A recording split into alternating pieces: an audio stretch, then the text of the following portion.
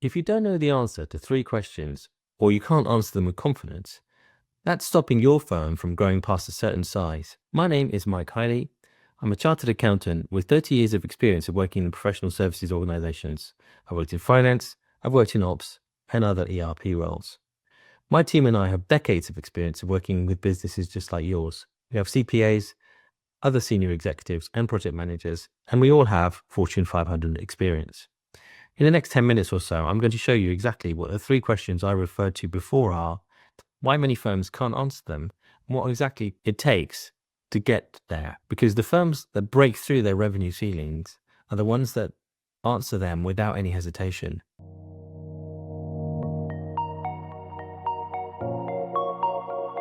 Let me show you what the 3 questions are, and I want you to listen for where you feel the friction. So question number 1 is, should I fire this client? Maybe your biggest client, or your most demanding one. You've been thinking about cutting them loose for a year, but you can't answer the question as to whether you should fire them or not, because you don't know for sure whether they're profitable. You think you know, and your gut says they're probably negative, but you haven't done the math, or more likely, you just don't have the information to hand, or it's just not reliable. So the decision stays suspended, and your team stays overworked. You stay frustrated, and you don't move. Then you've got question number 2. Should I hire more people? You're under capacity, or at least you feel like you're under capacity, but your team says they're slammed. Your instinct is, well, should I hire more? But you can't answer that question because you don't actually know where the overload is happening. Is it because you don't have enough junior people? Is it because your senior people are doing junior work? Is it because you have a scope control problem? Is it because you're working on the wrong clients? You just have no idea. You don't know. So you're afraid to hire because you might just add people to a broken system. Then you've got question 3. What should I actually fix first? You probably see 5 or more different problems. Too many discount clients, too much untracked work, timesheets that don't match what people actually do, projects that overrun constantly, capacity feels stuck. Well, which one moves the needle?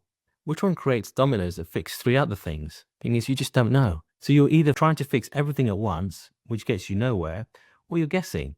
And guessing usually means you fix the wrong thing first. These 3 questions aren't all small. They're actually the difference between staying stuck and breaking through. So here's the real question. And why can't you answer these? It's not because you're bad at business. After all, you built something real. You have revenue, you have clients, and you have a team. It's because you have 3 overlapping blind spots. Blind spot number 1 is profitability blindness. You can see revenue, you can see expenses, and you think you can see profit. But what you're actually looking at is accounting profit, the thing that shows up on your P&L. What you don't see is the real profit, the economics of your individual clients and projects, accounting for all of the hidden work. Let me give you an example. A client brings in 500K of revenue. It all looks great on the top line. It certainly looks great in the board meeting and everyone's happy. But underneath that 500K, you've got 4,000 hours of unbilled work because scope kept expanding, and for rework because the client constantly changed the requirements. You gave them 60-day payment terms as a relationship investment. You can't fire the client because you don't know whether it was profitable or not. You can't renegotiate because you don't have the information consolidated. So they stay and the bleed continues. Blind spot number 2 is capacity confusion. You know your people are busy. The question is, are they busy doing the right work? You measure utilization, and that's the percentage of hours they log on billable work. And it looks high, around 85, 90%, even higher. Everyone celebrates because those are great utilization numbers. But utilization is a lie when it's not paired with realization. Realization is the actual hours you got paid for. And utilization and realization are 2 very different numbers. If somebody logs 40 hours on a project, but the scope is unclear, the client wasn't specific, and the requirements change, you deliver and it's wrong the first time, so they ask for revisions, and more hours are logged, you only get paid for 30 hours. That means at least 10 hours of unpaid work hidden in the high utilization number. So your dashboard looks healthy, your people feel burned out, and your margins are shrinking. And it all looks like it makes sense on paper. You can't decide whether to hire because you can't see whether you have actually a capacity problem or a delivery problem. And those need very different solutions. Hire more people to fix the delivery problem, well, you just made everything worse. So then we come to blind spot number 3. Data doesn't match reality. Your timesheets say one thing, your actual delivery rhythm says another. Your GL says profit, and your operations manager's lived experience says we're burning. Your project manager estimates 200 hours, and reality requires 280. And here's what happens When your data doesn't match reality, you stop trusting the data. Sound familiar? So you make decisions by gut feel instead. And gut feel is another word for guessing. These three blind spots exist because you've outgrown the systems and visibility that you had when you were smaller. When you had 15 people, you knew all of this by osmosis. You could feel the truth. You walked into the office and you knew who was overloaded. You knew which projects were bleeding. At 50 people, though, you can't. The business is too complex. The informal visibility is just broken down. You need it measurement now, but measurement takes work, discipline, and systems.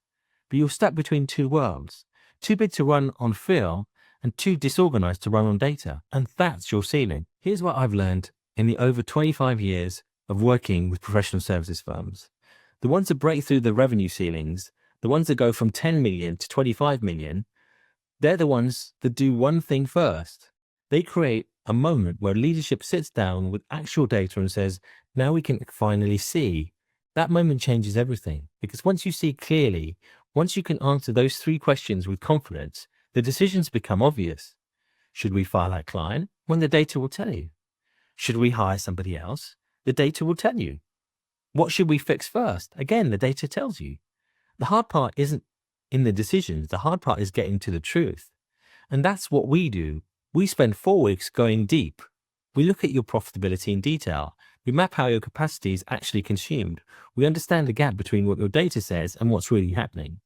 By the end of week 2, you have clarity on where the profitability is actually leaking. And by the end of week 4, you have a roadmap that tells you what to fix first and why. But that all starts with a conversation. I want to run a 20-minute briefing with you where we walk through your specific situation. In those 20 minutes, I'll talk through first how your clients and projects are actually performing. The ones you think are good versus the ones that might be secretly dragging you down. Second, where your team is overloaded and why. Is it a capacity problem? Is it a delivery problem? Is it a scope problem? Third, what's creating the gap between what you're measuring and what's actually happening? Where the blind spots are. And we'll figure out whether a deeper conversation makes sense for you. That's it, 20 minutes. A chance to see more clearly. No agenda beyond understanding your situation and being honest about what it would take to get you real clarity. Book the briefing. We'll spend 20 minutes getting clear on what you can't see right now. And if it looks like we can help, we'll talk about what it looks like next. But the first step is just seeing clarity. If you've made it this far into the video, it's because something resonated with you. So click in the link and we'll speak soon.